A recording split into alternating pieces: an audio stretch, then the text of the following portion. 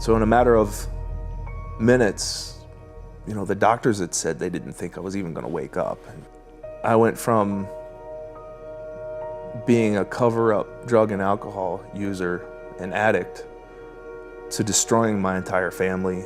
My wife was out of town. She went to Vegas with the girls. I had the kids.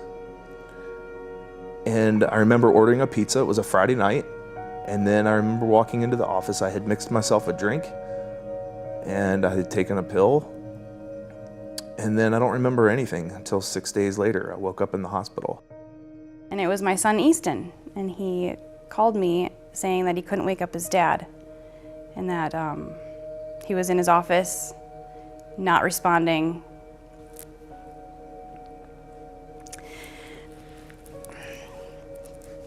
I just remember praying the whole flight, nonstop.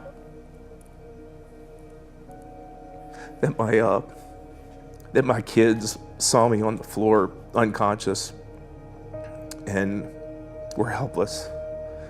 That I wasn't there, I wasn't the father that I was supposed to be. Because of my self-will and me saying over and over, I can do it myself, I can do it myself, I can do it myself. And it was always came to a failure. That I would never truly allow God to do it for me. And once he started, I would always take the reins back. So I truly believe that God knew that he had to completely break me. Apparently I had had a seizure, I guess just from the ongoing drugs and alcohol. My brain said enough was enough. I was so mad. I couldn't believe that he was doing that right under my nose and that I didn't know about it. I didn't know the severity of it. I think by the 6th day of me waking up, they sent me in for a CAT scan. And the next morning, the doctor had called my wife and she said, here's your brain the day that you came in here. And she said, and here's your brain last night. And she showed all the damage that was on the brain and how devastating it was to the new picture that they had shown the night before. And she said, it's like it didn't happen. And she said that the only medical explanation she could have is that it was a miracle.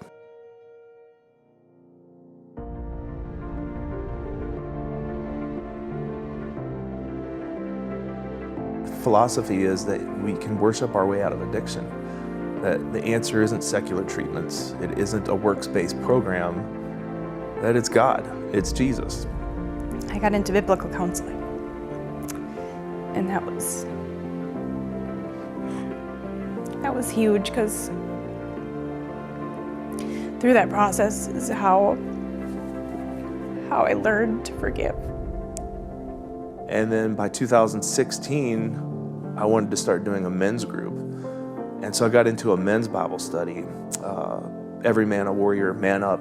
Just the community of guys that I was able to get outside of just going to church on Sundays and really dive in strong with a group of men that I could open up and share with was great.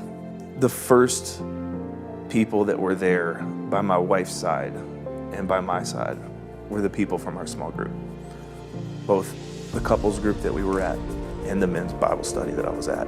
The church was such a blessing. Like, the women that were in my small group were the first people that rallied around me.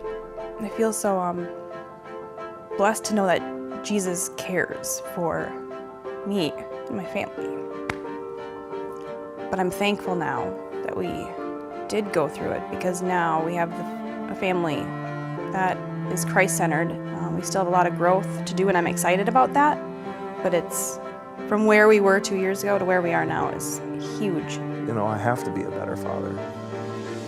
And I want to continue to grow in that. Our Father in heaven is who we try to aspire to be like. I have to rely on him for everything.